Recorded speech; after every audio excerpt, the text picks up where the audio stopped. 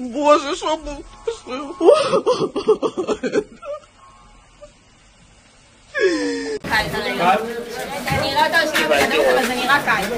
כרגע כוחות קאבה מחלצים מתוך הדירה. נקודה. צעד אחורה, צעד אחורה. הנה אישה מבוגרת. ידיים על הבטן, גברת, ידיים על הבטן. מעולה, מעולה. מעולה. מעולה.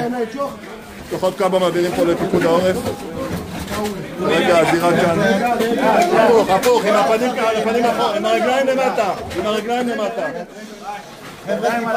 טיפה הטיה. לא עם הראש למטה. שימו לב כרגע לזירה כאן. פינו מעבר כאן. כוחות הכיבוי סורקים בתוך הבניין ביחד עם פיקוד העורף.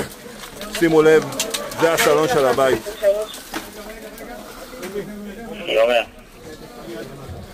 יש לך ערים... כאן בבאר שבע, בניין 17, אני נמצא כרגע בקומה שישית. הבניין שספג נפילת טיל כרגע נמצא בקומה שישית.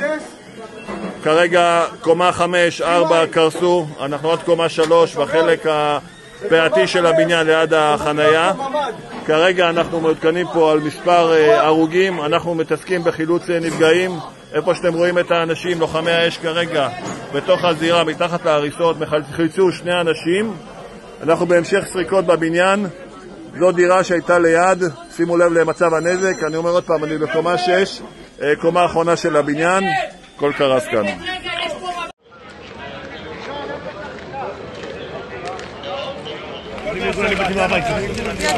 לכל הכוחות שמגיעים לדירה. אתה מסתדר לבד או שאתה צריך עוד שוטרים לביקורת בניין? לא צריך עוד שוטרים לביקורת בניין. רק נז...